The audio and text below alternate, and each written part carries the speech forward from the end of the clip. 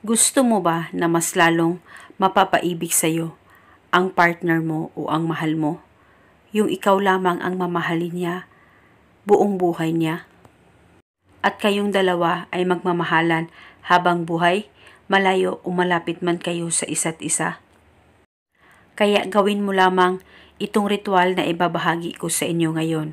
At pwede mo ito gawin sa kahit na anong araw o oras na gusto mo. At kung sakaling kayo ay may katanungan, mag-comment lang po kayo sa baba. Ang gagawin mo lamang, kumuha ka lamang ng maliit na bote, dapat may takip po ito. At pagkatapos, lagyan mo lamang ito ng kahit kalahating suka, kahit anong suka ay pwedeng gamitin.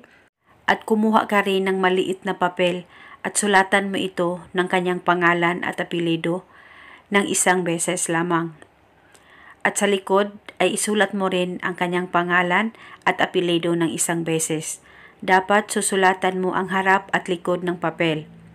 At pagkatapos nito, tupiin o i-roll mo ang papel. At pagkatapos, ilagay o isilid ito sa bote na may suka. At pagkatapos mo nang malagay ito, hawakan mo itong bote, mag-focus ka lang, mag-concentrate. Ipikit ang mga mata mo at ibulong mo lamang ang mga salitang ito.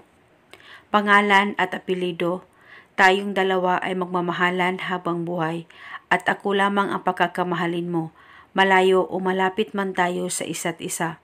Ibulong mo lamang ito ng paulit-ulit kahit ilang beses ay pwedeng-pwede po.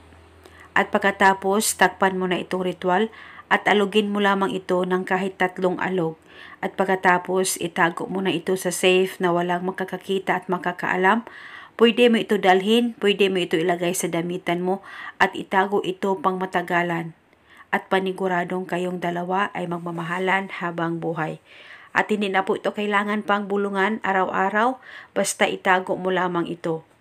At ito muna sa ngayon, maraming salamat po sa panonood. May God bless us all.